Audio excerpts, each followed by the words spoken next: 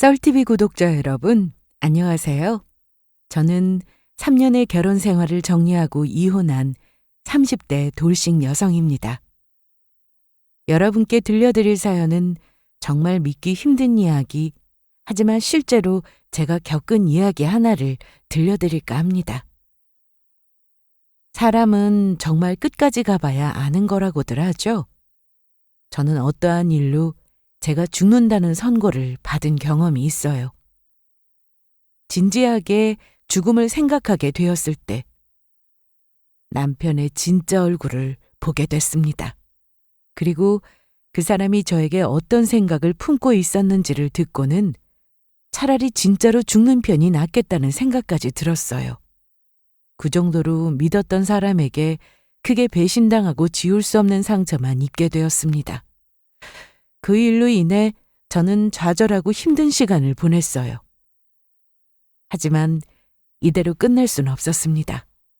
이왕 끝이라면 제 손으로 그 끝장을 보자고 결심했거든요. 제 죽음에 있어서 슬픔을 토해내기보다 기쁨을 표출하는 남편에게 똑같이 복수로 되갚아주고 싶었어요. 물론 제가 받은 상처보다 더 큰 상처를 줄 수는 없겠지만 그래도 제가 느낀 감정의 반의 반만이라도 되돌려줄 수 있다면 뭐든 다 할 수 있겠더라고요. 아무튼 제가 여러분께 들려드릴 사연은 배신당한 남편에게 복수하는 이야기입니다. 그럼 지금부터 시작할 테니 제 이야기 잘 들어주세요. 저는 올해 34, 결혼한 지 3년 된 평범한 직장인이었습니다. 남편은 제 대학 동기였고 그냥 좋은 친구 사이로 지내다가 이성의 감정을 느껴 정식으로 사귀게 되었고 연애 2년 끝에 결혼했어요. 옛날 일이기는 하지만 이때 남편이 먼저 저를 여자로 느꼈고 좋다고 쫓아다녔습니다. 저는 처음에 남편을 이성으로 느끼고 있지 않아서 그냥 좋은 친구 사이를 유지하고 싶었습니다. 그래서 남편의 구애를 부담스러워했죠. 하지만 10번 찍어 안 넘어가는 나무 없다고 거침없이 파고드는 남편의 구애에 저는 그만 마음을 열고 말았어요. 지금 생각해보면 그때 어떻게든 밀어내고 만나지 말아야 했는데 이미 엎질러버린 물을 어떻게 주워 담을 수 있겠어요? 후회해봤자 제가 한 선택이고 그때는 이런 놈인 줄 알지 못했으니 그냥 어쩔 수 없이 똥 밟았다고 생각하려고요.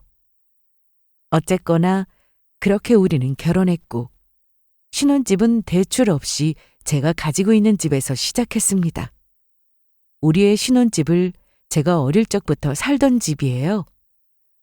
어떻게 그 집에서 신혼생활을 시작할 수 있었냐고요? 사실은 어릴 적에 엄마와 그 집에서 함께 살았어요. 그리고 제가 갓 대학생이 되었을 때 엄마가 돌아가시면서 그 집을 제게 물려주셨습니다. 그 집은 작은 단독주택으로 조금 낡긴 했지만 엄마와의 추억 그리고 저의 어린 시절이 고스란히 담겨있는 아주 소중한 곳이에요. 남편은 월급이 적었고 제 벌이 역시 고만고만한 수준이었습니다. 또 시댁도 넉넉하지 않은 형편이었어요. 그렇다 보니 대출 껴서 새 집을 얻는 건 부담스러운 상황이었습니다.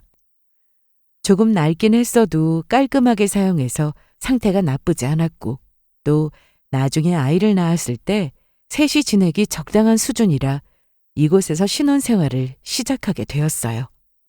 남편은 나중에 집값 오르면 팔아서 더 좋은 아파트로 이사 가자고 했지만 사실상 저는 허락된다면 계속해서 이 집에 머물고 싶었어요. 앞서 말씀드렸듯이 제게는 정말 많은 추억이 담겨있는 곳이기 때문이죠.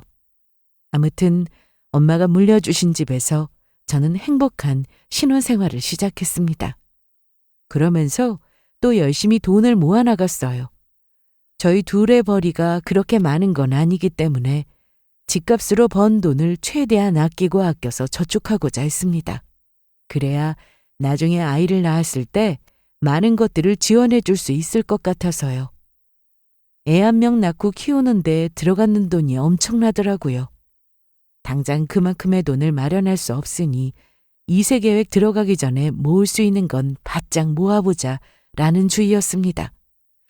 이런 제 모습을 보고 다른 사람들은 제 명의로 된 집도 있는 애가 뭐하러 돈도 많이 못 버는 남자랑 결혼해서 고생했냐고 할 수 있어요. 실제로 친구에게 그런 식의 말을 듣기도 했고요. 하지만 저는 조금도 상관하지 않았습니다. 당연히 돈 잘 벌면 좋죠. 하지만 돈만 보고 결혼하는 건 아니잖아요. 저는 남편 자체만 보고 결혼했습니다. 돈은 없어도 나 하나 사랑해주는 그 마음, 그걸 크게 보고 결혼했어요. 그래서 돈 없는 건 결코 문제되지 않는다고 생각했습니다. 돈이야 살면서 같이 벌면 되지. 그래, 그렇게 열심히 벌어서 하나씩 차근차근 늘려가면 되는 거야. 그렇게 믿었어요. 그 사람만큼은 언제나 나의 편일 거라고 생각했습니다. 그래서 이 결혼을 선택할 때 조금의 망설임도 없었어요. 하지만 제가 못 믿을 놈을 믿었더라고요. 그 믿음이 무너지게 된 건 단 하나의 진단 때문이었습니다. 결혼하고 한 3년이 넘었을 때 어느 날부터 살살 배가 아파져 오더라고요. 처음에는 내가 뭘 잘못 먹었나, 체했거나 배탈이 난 거라고 생각했습니다. 평소 장이 약한 탓에 배탈이 잘 났거든요. 그래서 대수롭지 않게 약을 챙겨 먹고 괜찮아지겠거니 했죠. 그런데 아무리 시간이 지나도 통증은 사라지지 않았고 오히려 복통이 더 심해지더라고요. 그래서 이거 뭔가 탈이 나도 단단히 났구나 싶어서 얼른 병원에 갔어요. 그리고 의사에게 제가 겪은 증상을 다 털어놓았습니다. 그랬더니 검사를 한번 받아보자고 하더라고요.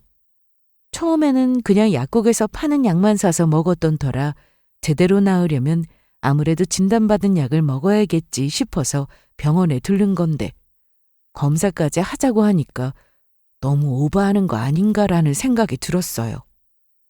그냥 빨리 약만 처방해주면 될 텐데 뭐하러 귀찮게 검사를 하라고 할까 싶어서 간호사의 지시에 맞게 검사받고 대수롭지 않게 앉아서 결과를 기다렸죠. 그리고 잠시 후 저는 의사 선생님께 믿기 힘든 말을 듣게 되었어요. 위암 말기입니다. 네? 그게 무슨... 제가 암이라고요? 네, 그렇습니다. 정말 청천벽력 같은 말이었습니다. 누군가 아주 세게 귓방망이를 한 대 때린 것 같은 느낌이라고나 할까요? 암이라는 말을 딱 듣는데 아무런 생각도 안 나고 그냥 주변이 다 조용해지면서 멈춘 듯 했어요. 그리고 사람은 한순간에 바보가 된 듯 멍해지죠. 저는 내가 뭘 잘못 들었나 싶어서 재차 뭐라고 했냐고 다시 묻곤 했습니다. 그때마다 의사는 제게 위암이라고 했어요. 여기 보이는 게 현재 환자분의 상태인데 상당히 진행된 상황이라 이 정도면 수술도 어려울 듯합니다. 당연히 치료도 소용없고요. 그런 게 어디 있어요? 요즘 의학이 얼마나 발달했는데 할 수 있는 게 아무것도 없다는 게 말이나 돼요? 너무 늦게 발견됐습니다. 조금만 일찍 왔더라면 손써볼 방도가 있었겠지만 현재로서는 어렵습니다. 이런 말씀을 드리게 되어 유감이지만 남은 시간을 소중히 보내시는 게 좋겠습니다. 갑작스럽게 위암 판정을 받은 것도 어안이 벙벙한데 졸지에 시한부 선고까지 받게 되었습니다. 이 말을 듣고 눈앞이 까마득해지더군요. 30대 창창한 나이에 결혼해서 내 가정 꾸리기 바쁜 와중에 갑자기 암이라니. 그것도 내가 죽는다니. 엄청난 충격에 정신을 제대로 차릴 수가 없었습니다. 집으로 가는 내내 그냥 얼빠진 사람처럼 멍하니 움직였어요. 보통 드라마에서 보면 암 선고받고 세상 무너진 것처럼 막 울던데 희한하게 저는 눈물 한 방울이 안 나더라고요. 그냥 실감이 안 났던 것 같아요. 애써 현실을 부정하고 싶은 심정이었습니다. 그래서 집에 오는 내내 진짜 얼빠진 채로 왔어요. 눈물 한 방울조차 흘리지 않았고요. 그러다 집에 들어와서 남편의 얼굴을 딱 본 순간 그제야 비로소 모든 게 실감이 나더군요. 메말랐던 눈에서 눈물이 차오르기 시작하더니 순식간에 억수 같은 눈물을 쏟으며 펑펑 울었습니다. 제가 막 우니까 남편은 갑자기 엉엉 우는 저를 보고는 놀란 얼굴로 다가왔고 왜 그러냐고 물었어요. 저는 그런 남편을 끌어안은 채로 병원에서 들은 이야기를 털어놓았습니다. 여보, 나 어떡해? 어떡하면 좋아? 제발 아니라고, 다 거짓말이라고 해줘. 동주 왜 그래? 밖에서 무슨 일 있었어? 아이, 무슨 일인데? 말해야 알지. 다 암이래. 위암. 뭐? 제 말에 남편은 그게 무슨 소리냐며 재차 물었고 의사에게 들은 전부를 다 이야기하니까 저와 같이 얼빠진 얼굴로 변하더니 그 자리에 그냥 주저앉아 버리더군요. 그러고는 엉엉 우는 저를 보다가 이내 꽉 끌어안아 주더니 저랑 같이 막 울기 시작했어요. 이때 남편의 품이 참 따스하고 든든하게 여겨졌습니다. 의사가 아무리 내게 암이라고 해도 남편이 이렇게 안아주니까 아무것도 아닌 일처럼 위로되더라고요. 그렇게 둘이 부둥켜 안고 한참을 울다가 어느 정도 진정이 되었을 때 남편은 정말 확실한 거냐고 물었습니다. 그래서 저는 확실하다고 했어요. 사실 배가 고파서 동네에 있는 작은 병원을 찾아갔어요. 그런데 그곳에서 아무래도 큰 병원에 가는 게 좋을 것 같다고 하더군요. 평소에 잘 체하기도 하고 배탈이 잘 났던 터라 그게 누적되면서 만성으로 바뀐 것 같다고. 큰 병원에 가서 제대로 검사받고 그게 맞는 약을 처방받는 게 더 좋을 것 같다는 의사의 말에 귀찮았지만 큰 병원을 간 거였어요. 아무래도 자주 체하고 배탈 나니까 저 역시 더 좋은 약을 처방받으면 체하고 배탈 나는 빈도가 덜해지겠지 싶었거든요. 그런데 거기서 막 이것저것 추가 검사를 하자고 하더니 암이라는 진단이 떨어진 거였어요. 작은 병원도 아니고 제법 큰 병원이라 결과는 확실했습니다. 요즘은 오진이나 이런 게 잘 일어나지 않잖아요. 그래서 저는 남편에게 확실하다고 했습니다. 저는 가방에서 처방받은 진통제를 꺼내 남편에게 보여줬어요. 약 봉투 안에는 어마어마한 양의 진통제가 수북이 담겨 있었습니다. 의사가 고통이 상당할 거라고 그때마다 참지 말고 이 약을 먹으라고 했어요. 완전히 가시지는 않겠지만 그래도 조금은 효과가 있을 거라고 했습니다. 당장 입원해봤자 치료받을 수 있는 게 없었고 아프면 그냥 마약성 진통제만 놔주는 게 다라서 그건 가족과 상의하고 요양병원으로 알아보라고 하더라고요. 그 말까지 다 하니까 남편이 이를 악물더니 걱정하지 말라고 이렇게 젊은데 죽는 게 말이 되냐면서 저를 막 위로해 주더라고요. 제가 겪은 것처럼 남편은 현실을 부정했습니다. 그러나 그렇게 부정한다고 걸린 암이 없어지는 건 아니잖아요. 시간이 지나면서 저는 이 현실을 받아들이기로 했습니다. 부정한다고 막을 수 있는 일이 아니니까요. 시간이 점점 흘러가는 만큼 제게 주어진 시간은 줄어들어가니까 남은 시간을 헛되지 않게 후회 없이 사용하고 싶었습니다. 그래서 남편에게 요양원에 입원할 생각 없고 마지막 순간은 이 집에서 남편과 함께 지내고 싶다고 했어요. 그러자 남편이 눈물을 글썽거리면서 그러자고 하고 싶은 거, 먹고 싶은 거 있으면 뭐든지 다 말하라고 했습니다. 비참하게 마지막 순간까지 병원 침대에 누워 남은 시간을 다 소비하고 싶지 않았기에 저는 그간 하지 못한 걸 다 하고 죽어야겠다고 결심했습니다. 그렇게 남편은 저를 간호하겠다고 잘 다니던 직장까지 그만두었어요. 그리고 매일매일 저와 함께 했습니다. 저도 일을 그만두고 편히 쉬게 되었을 때 막상 그만두고 나니 뭐부터 해야 할지 모르겠더라고요. 노는 것도 해본 사람이 잘한다고 소처럼 성실하게 일만 했던 터라 뭘 어떻게 놀고 먹어야 하는지 어떻게 쉬어야 하는지 모르겠더라고요. 남편은 그런 제게 부담스러워할 것 없다고 하고 싶은 게 뭐가 있는지 차근차근 생각해보고 목록을 정해보자고 했습니다.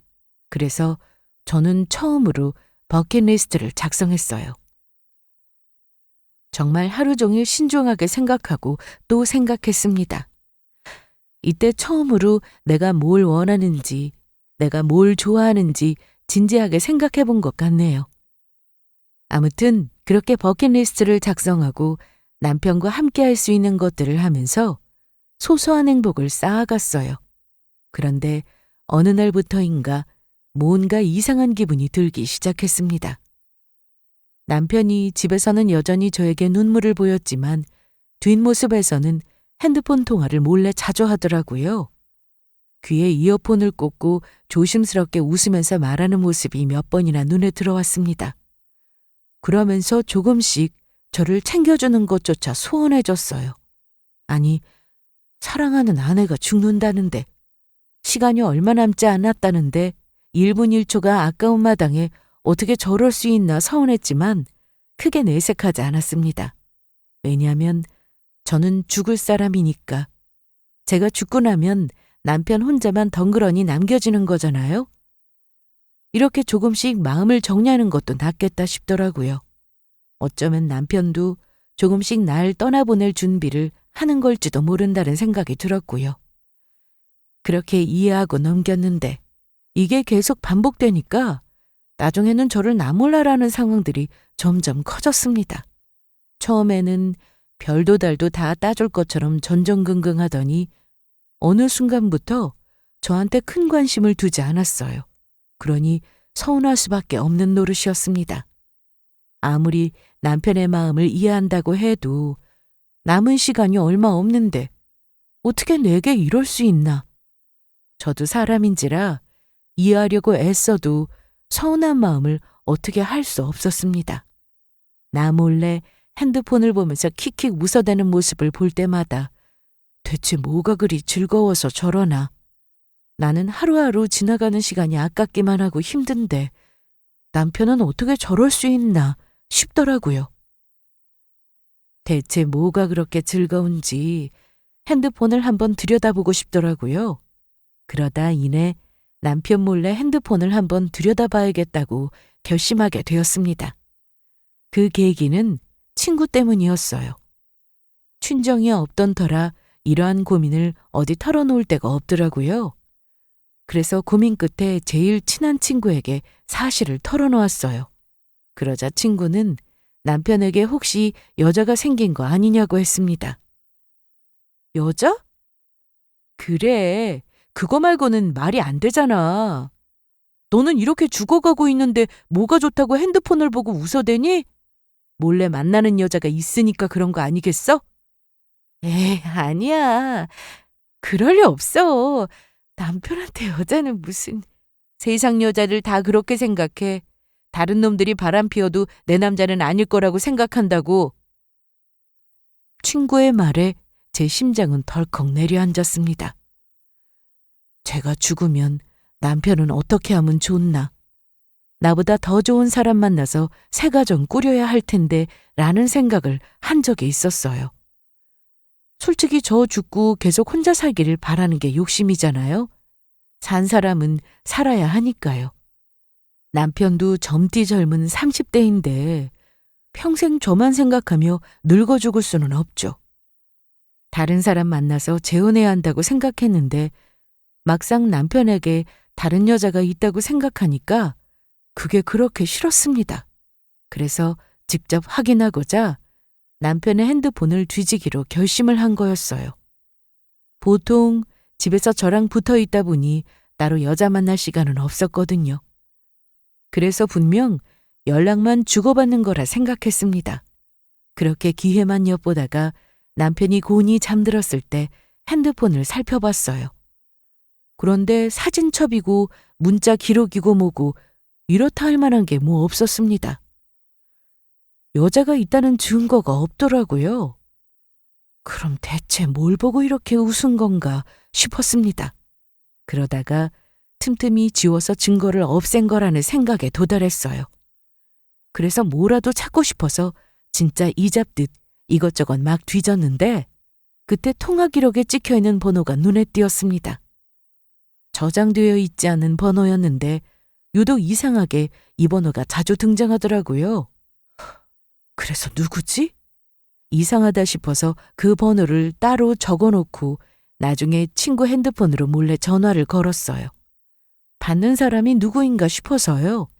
그렇게 전화를 걸고 나서 그 번호의 주인공이 누구인지 단번에 알 수 있었습니다. 어머니?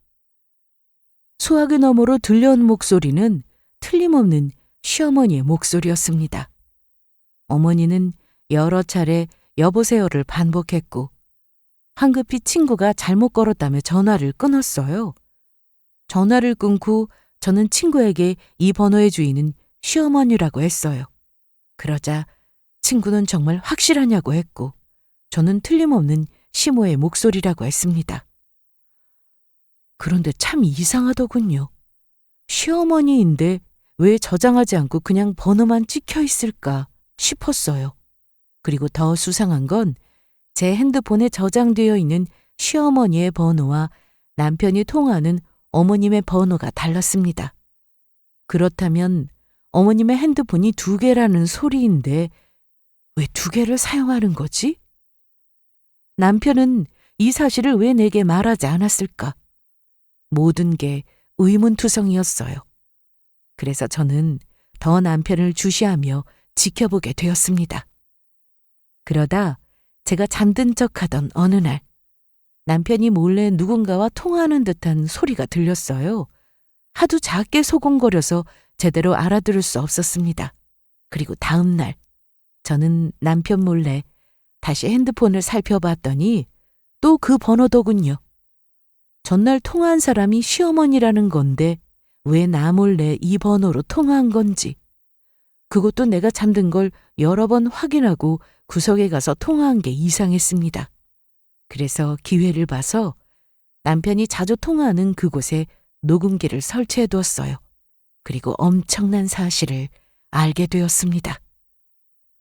이날도 저는 잠든 척했고 남편은 그런 제 눈 위로 손을 여러 차례 휘적거리며 잠든 걸 확인하고는 조용히 방문을 닫고 다른 방으로 이동했어요.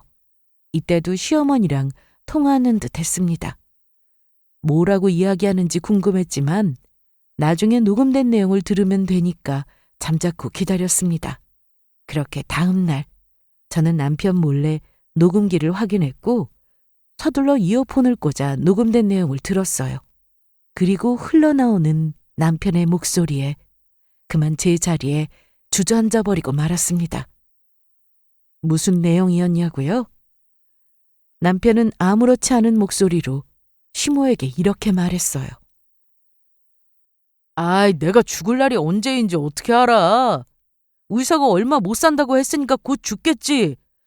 그러니까 좀 기다려. 어차피 제 죽으면 이 집 우리 건데 뭔 걱정이야. 나야 눈치 못 채게 연기 잘하고 있지. 눈물 좀 흘려주고 살뜰히 간병하는 척 해주니까 맨날 고맙다 미안하다는 말을 입에 달고 산다니까. 아이고, 하나도 안 힘들어. 죽으면 이 집 우리가 꿀꺽하는데 마지막에 이 정도도 못 해주겠어? 이거 다 한순간이야. 조금만 참고 버티면 돼. 엄마는 팔자 좋게 이 집 팔아서 뭐 할지 그거나 고민하고 있어.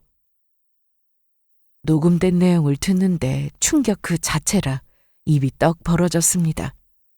큰 충격에 손으로 입을 가리고 계속 듣다 보니 제 마음은 다 무너져 내렸어요.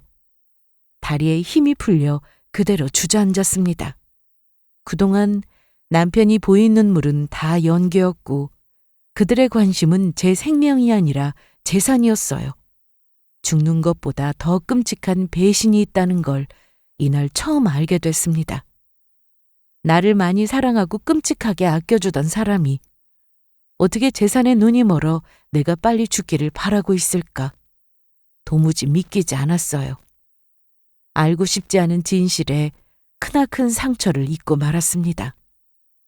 다른 여자가 있을지도 모른다고 의심했는데 이걸 다행이라고 해야 하나? 차라리 여자가 있는 게 더 나은 걸까?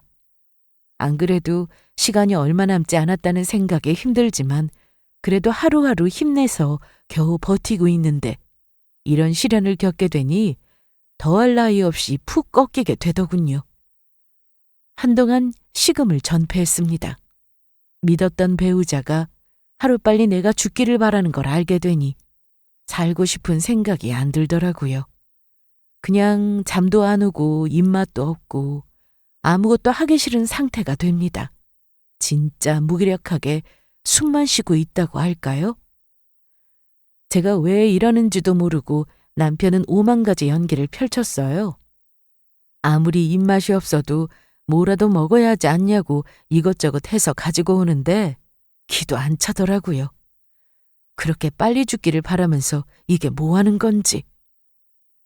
다 알게 됐지만 남편한테 알고 있다고 내색하지 않았습니다. 아니, 뭘 어떻게 해야 할지 모르겠더라고요. 힘없이 시들어 메말라버린 나무처럼 그렇게 저는 허망한 삶의 끝에 위태로운 모습으로 시간을 보냈습니다. 다른 사람들 같으면 왜 가만히 있냐고 머리끄덩이를 잡던, 당장 집에서 내쫓던, 뭐라고 해야 하지 않냐고 하실 테지만 제 상황이 되면 그게 쉽지 않았습니다. 사람이 정말 큰 충격을 받게 되면 복수고 뭐고 그냥 멍하니 아무 생각도 안 들어요. 상실감이 워낙 커서 스스로를 포기해버리고 맙니다. 그래서 한동안 아무런 생각 없이 식물인간처럼 누워서 꼼짝을 안 했어요. 그렇게 저는 더 피폐해져만 갔습니다. 그러던 어느 날 저는 병원으로부터 한 통의 전화를 받고 놓았던 삶을 다시 찾게 되었습니다. 이때 반전에 반전이 일어났거든요. 죄송하지만 병원으로 한번 내원해 주실 수 있으실까요? 검사를 다시 해봐야 할 것 같아서요. 검사를 왜 다시 해요? 그게 저희 쪽에서 실수가 있었습니다. 그래서 검사를 다시 해서 정확한 상태를 확인해 보려고요. 정말 죄송하지만 시간 되실 때 한번 내원해 주세요. 모든 검사 비용은 저희 쪽에서 부담하겠습니다. 생각지도 못한 병원에서 온 연락. 병원 측의 실수로 인해 검사를 다시 해봐야 할 것 같다는 말에 심장이 두근거렸습니다. 이게 무슨 소리지? 실수라니. 그럼 내가 암이 아닐 수도 있는 건가 하는 기대감이 막 샘솟았어요. 그래서 저는 다음 날 당장 병원으로 향했습니다. 남편한테는 친구한테 볼 일이 있어서 나간다고 거짓말하고 저 혼자 병원으로 향했어요. 그리고 처음에 받았던 검사를 똑같이 받았죠. 그리고 저는 또 한 번 깜짝 놀랄 이야기를 듣게 되었습니다. 검사 결과 모든 수치도 정상이고 아무 이상 없습니다. 네? 정상이라뇨? 위암이라고 하셨잖아요. 설마 자연 치유된 건가요? 아니요. 그건 아니고 이거 뭐라고 말씀을 드려야 할지. 의사는 당황스런 표정을 짓더니 대뜸 제 앞에 무릎을 꿇고 죄송하다며 사과를 해댔습니다. 의사 말이 검사 결과가 바뀌어 오진이 일어난 거라고 정말 죄송하다고 하더군요. 그 말에 저는 너무 놀라서 그럼 나는 정상인 거냐, 위암이 아닌 거냐고 여러 번 물어보며 확인했습니다. 그러자 의사 말이 깨끗하다고 아무 이상 없고 정상이라고 했어요. 본인들도 검사 결과가 바뀐 걸 최근에 알게 됐다고 했습니다. 아무튼간 오진으로 인해 발생한 피해는 얼마든지 보상하겠다면서 제 앞에 머리 숙여 다시 한번 사과했어요. 남편 일도 그렇고 어차피 죽을 몸이라 거의 다 포기한 듯 살았는데 졸지에 부활한 것 같은 기분을 느꼈습니다. 하늘에서 보기에 제 사정이 너무 딱해서 다시 한번 기회를 준 것 같았어요. 나는 위암이 아니다. 나는 죽지 않는다는 사실이 저를 정신 차리게 만들었습니다. 그리고 그와 동시에 남편에게 복수하리라 다짐하게 됐어요. 처음엔 기쁨보다 혼란이 컸습니다. 하지만 곧 머릿속에 한 줄기 생각이 떠올랐어요. 전화위복으로 이걸 기회 삼아야겠다는 생각이요. 남편에게 어떻게 복수하면 좋을까 생각해 봤는데 제 죽음을 잘만 이용하면 한 방 먹일 수 있을 것 같더라고요. 다시 살아난 김에 못할 게 뭐 있나요? 저는 마음속으로 칼을 갈았습니다. 이때부터 저의 엄청난 연기가 시작되었어요. 남편만 연기를 잘하는 게 아닙니다. 저도 마음만 먹으면 얼마든지 잘할 수 있어요. 나중에 속아서 깜짝 놀라는 그의 표정이 너무도 궁금하더군요. 아무튼간 집에서는 계속 죽음을 기다리는 시한부처럼 행동했습니다. 하루는 약에 취한 듯 힘없는 말투로 남편에게 말했어요. 여보, 이 집 말이야. 당신 명의로 넘겨줄게. 어? 이 집은 갑자기 왜? 어차피 나 죽으면 이 집 당신 거 될 텐데 미리 넘겨주고 싶어서. 내가 줄 수 있는 거라고는 이 집밖에 없으니까 이거라도 받고 당신이 행복하게 살았으면 좋겠어. 그런 말 하지 마. 당신 아직 이렇게 살아있는데 그런 말을 뭐하러 해? 남편은 제 말에 귀가 쫑긋하겠지만 애써 슬픈 척 가증스런 연기를 펼쳤습니다. 저는 다 알면서도 모른 척 속아줬고요. 남편은 두세 번 정도 아니라면서 거절했어요. 아직 살아있는데 이런 이야기 하지 말라고 막 감정을 실어서 이야기하더라고요. 그래서 저는 몇 번이고 설득하고자 혼신의 연기를 펼쳤습니다. 그랬더니 마지못해 넘어가는 척 하더라고요. 좋으면서 아닌 척 정말 괜찮냐고 물었고 저는 어차피 난 오래 못 살고 죽으면 이 집은 당신 건데 죽어서 넘겨주나 살아서 넘겨주나 무슨 차이겠냐고 했습니다. 이왕 주는 거 살아있을 때 주고 싶다고 했고 남편은 알겠다며 냉큼 서류를 준비했어요. 아마 속으로 쾌재를 불렀을 겁니다. 제가 언제 죽나 그렇게나 호시탐탐 노리던 집을 손쉽게 갖게 되었으니 얼마나 좋겠어요. 콧노래가 절로 나오는 걸 간신히 참았을 거예요.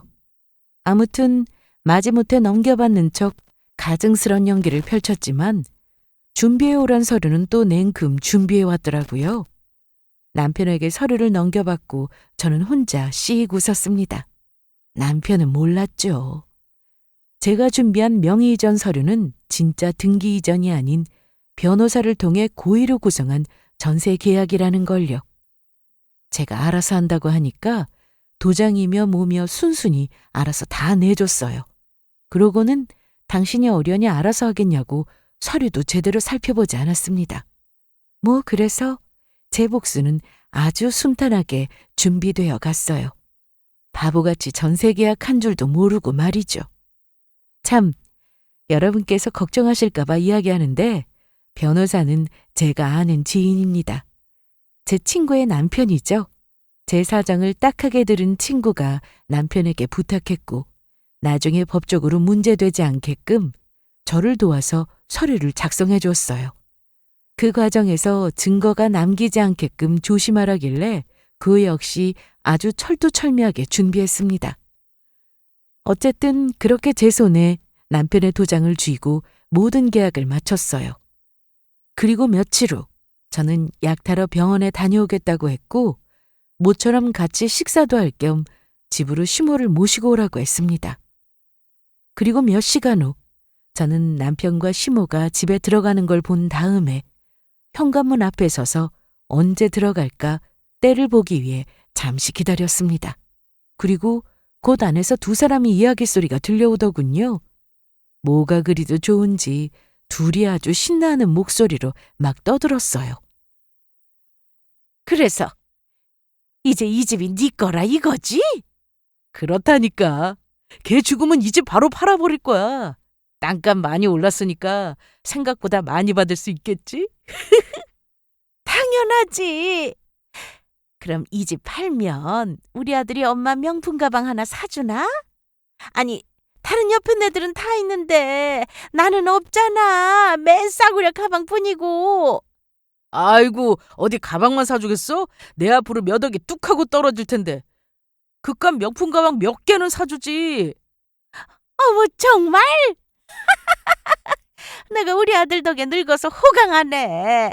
그나저나 저게 빨리 죽어야 하는데 언제 죽는다니? 기다려봐. 상태 보니까 오늘 내일 하는 것 같아. 그래?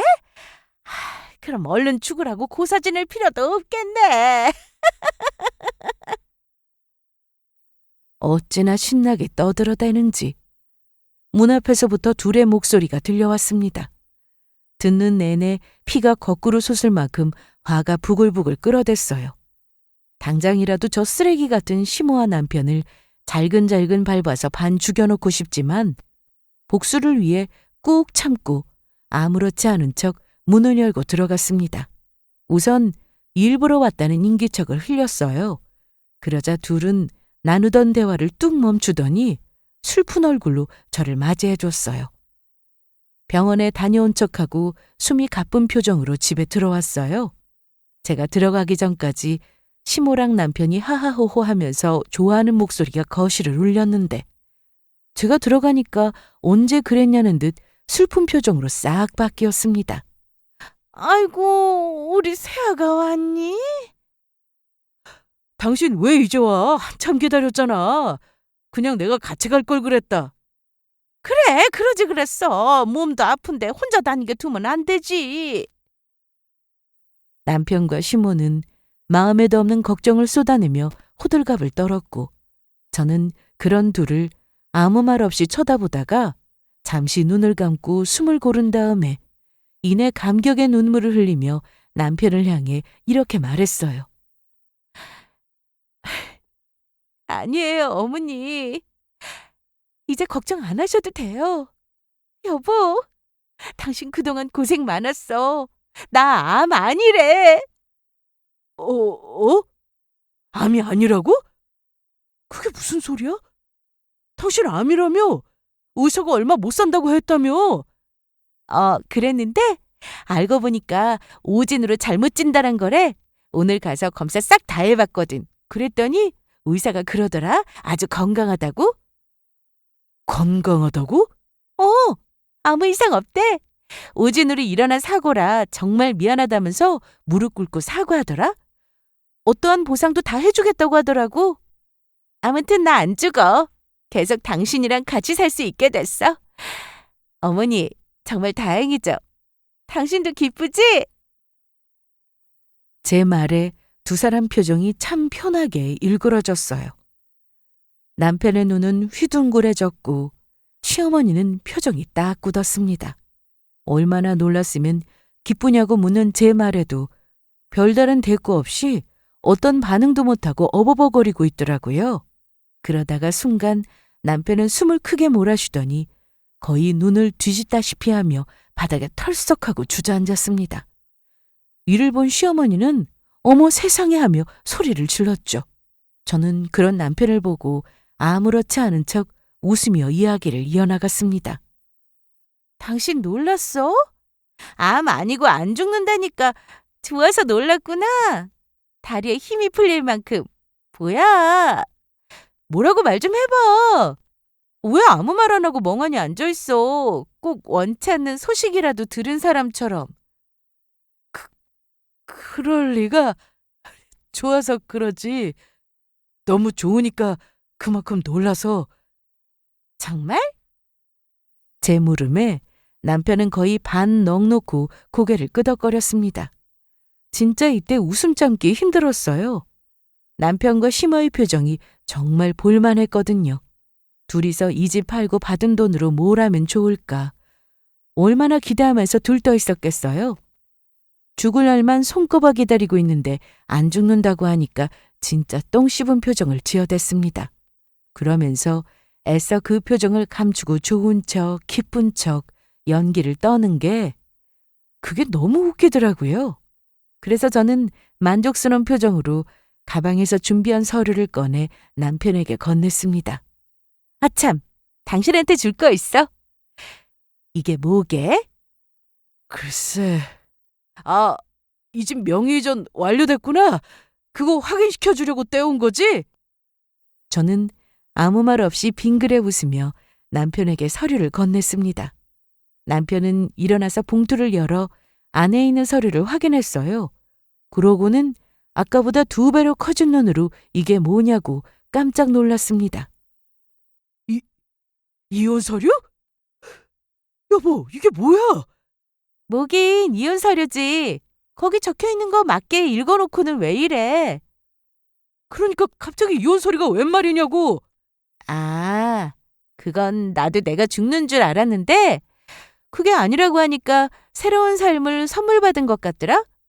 감사한 마음으로 원래 살았던 것보다 더 잘 살아야지 하는 마음이 딱 들면서 너랑 이혼해야겠다는 결심이 들더라고. 행복하게 잘 살아야 하는데 너 같은 쓰레기랑 같이 한 집에 살 수는 없잖아? 더군다나 엄마가 물려주신 이 소중한 집에서 말이야? 뭐? 쓰레기? 당신 지금 나한테 쓰레기라고 한 거야? 그럼 아니야? 당신 쓰레기 맞잖아. 싱글벙글 웃고 있던 저는 한순간에 표정을 싹 꺼두고 남편과 시모를 향해서 거침없는 눈빛을 쏘아대며 정색했습니다. 남편은 갑자기 왜 이러냐면서 이해되지 않는다는 표정을 지었고 자신이 뭘 잘못했냐고 억울한 듯 이야기하더라고요. 그래서 저는 손쉬운 설명을 위해 녹음기의 재생 버튼을 눌러 남편의 두 얼굴이 담긴 목소리를 들려줬습니다. 그러자 남편과 시모의 얼굴이 새파랗게 질리더군요. 나 언제 죽나 손꼽아 기다리면서 네 엄마랑 너랑 이 집 팔아서 잘 먹고 잘 살 궁리하고 있더라? 내가 모를 줄 알았어? 여보, 그 입 다물어. 어디서 여보란 소리가 나와? 저는 그동안 참았던 분노를 이 자리에서 다 터뜨렸습니다. 남편의 배신을 안 순간 이날만을 손꼽아 기다렸어요. 매 순간 저를 갈기갈기 찢어 죽였던 남편과 시모를 똑같이 찢어 죽이고 싶었습니다. 그 정도로 너무 밉고 용서가 안 됐어요. 그래서 저는 바로 남편의 뺨을 연달아 몇 대 때렸습니다. 한 대는 날 배신한 대가고 다른 한 대는 감히 엄마가 물려주신 집을 팔아넘기려 한 대가라고 했죠. 그리고 그동안 시모랑 남편이 날 속이고 가증스럽게 연기하고 있는 걸 다 알고 있었다고 밝혔습니다. 그랬더니 남편은 허망한 목소리로 그럼 다 알고 있으면서 왜 이 집을 넘겨주려고 했냐고 물었어요. 그래서 저는 깔깔깔 웃으면서 말했습니다. 아, 그거? 가지지 못할 거 기분이라도 느껴보라고 배려한 거야. 그리고 네가 한 계약은 명의 이전이 아니고 임대차 계약서야. 그러게 계약서는 뭐든 꼼꼼하게 읽어봐야 한다니까. 잘 살펴보라니까. 자세히 보지도 않고 대충 보더니 이게 뭐야? 나한테 뒤통수나 맞고. 어쨌든 지금도 등기부 보면 이 집은 여전히 내 이름이야. 고로 너희는 아무것도 못 가져갔고 앞으로도 그럴 거라는 말씀이지. 제 말에 남편과 시모는 망연자실한 표정을 지었습니다. 그토록 눈에 아른거리던 얼굴이라 저는 꽤 만족스럽게 쳐다보다가 집안에 있는 남편의 물건이란 물건을 죄다 현관 쪽으로 집어던졌어요. 그러고는 이혼할 거니까 당장 내 짐 챙겨서 내 엄마 집으로 꺼지라고 했습니다. 남편은 울먹거리는 표정으로 잘못했다며 제게 용서를 구했지만 제 표정이 엄청 싸늘했어요. 아주 뾰족한 바늘에 찔려서 피 한 방울 안 나올 것 같은 모습이었죠. 울며 불며 용서를 구해봤자 달라지는 건 없다고 예상했는지 울며 겨자 먹기로 주섬주섬 물건을 챙기기 시작했습니다. 시몬은 이를 보다가 대신 저를 설득하려고 했지만 그것도 전혀 먹히지 않았어요. 그래서 나중에는 남편의 짐을 같이 챙겼습니다. 한참 있다가 남편이 나가려고 할 때 저는 깜빡할 뻔했다면서 남편 품에 이혼 서류를 꼭 안겨줬어요. 갈 땐 가더라도 이건 챙겨가야지. 네가 네 엄마랑 하하호호하면서 짓거린 말들 다 녹음됐고 변호사한테 넘겼어? 위자료 청구에 결혼하면서 들어간 돈까지 다 청구할 거니까 그런 줄 알아. 너 같은 놈한테 열심히 벌어서 모은 돈 쏟아부었는데 찾을 수 있는 건 되찾아야 하잖아? 안 그래? 그러니까 이제 허황된 꿈 그만 꾸고 앞으로 어디서 돈 마련하면 좋을지 그 궁리하는 게 좋을 거야. 그럼 곧 변호사 통해서 연락할게. 남편과 시몬은 짐을 챙겨서 제 집에서 나갔습니다. 모든 게 다 끝나고 나니 속 시원하면서도 한편으로는 헛헛하더라고요. 하지만 이내 기운 차리고 제게 닥친 시련을 꿋꿋하게 이겨냈습니다. 병원 측에서는 오진으로 인한 사고라 정말 죄송하다면서 제게 많은 돈을 보상해주겠다고 했고 저는 괜찮다면서 적당한 금액으로 보상금을 받고 마무리 지었습니다. 왜냐고요? 사람은 살면서 나쁜 사람을 잘 걸러내야 하는데 저는 병원의 오진으로 인해 아주 개차반 같은 인간을 제 인생에서 잘 걸러냈습니다. 그러니 오히려 제가 병원에 감사하다고 절이라도 해야 할 판이었어요. 제 인생에 쓰레기 같은 남편 놈을 치워줬으니 얼마나 고마운가요? 그래서 적당한 금액만 받고 합의했습니다. 만약 오진이 일어나지 않았다면 저는 남편과 시모의 참모습을 알지 못했을 거예요. 아니면 뒤늦게 알고 뼈저리게 후회했을지도 모르고요. 한때는 오진이라니 왜 내게 이런 일이 생긴 걸까 지질이 운도 없다 싶었는데 다시 생각해보니 운이 없는 게 아니고 천운을 타고난 거더라고요. 하늘에 계신 엄마가 도와주신 것 같다는 생각에 눈물이 막 나오면서 마음이 아려웠습니다. 처음에는 순순히 이혼을 받아들이는가 싶더니 남편은 갑자기 태도를 바꿔서 배째라는 식으로 이혼 못 해준다고 버텼어요. 그러다가 나중에는 잘못했다고 울며불며 싹싹 빌더라고요. 맨정신으로 저를 상대할 배짱은 없는지 술에 잔뜩 취해서 찾아왔고 현관문 앞에 무릎 꿇고 용서해 줄 때까지 한 발자국도 안 일어날 거라고 하길래 경찰 불러서 끌어냈습니다.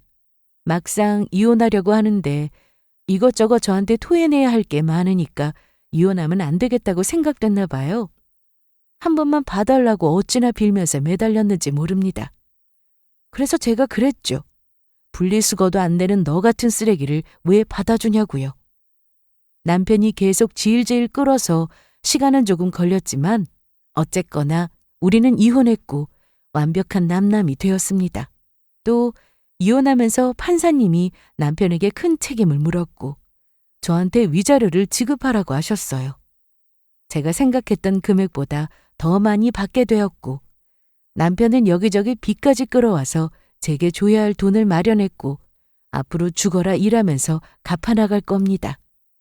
그리하여 여기까지가 제 이야기의 끝입니다. 이게 바로 제가 살아 돌아온 이야기예요. 사랑을 믿었던 제가 너무도 어리석었지만 죽음을 이용해 저를 짓밟으려던 사람들에게 제 손으로, 제 말로, 제 계획으로 복수를 완성했습니다. 지금의 저는 다시 얻은 삶을 기회로 생각하며 전에는 해보지 않은 것에 도전하며 살고 있어요. 제가 죽는다는 말을 들었을 때 못 해본 것들이 너무 많아서 후회로 가득한 시간을 보냈거든요. 이제는 그런 후회를 만들지 않기 위해 제 자신을 더 많이 사랑하고 보듬어 주려 합니다. 여러분도 어떤 일이 있어도 자신을 포기하지 마세요. 그리고 사랑이라는 이름 아래서 여러분을 해치는 사람이 있다면 그건 사랑이 아니라 짐승의 탐욕일 뿐이라는 걸 기억해 주세요. 그럼 저는 이만 이야기를 마치도록 하겠습니다. 긴 사연 끝까지 들어주셔서 감사합니다.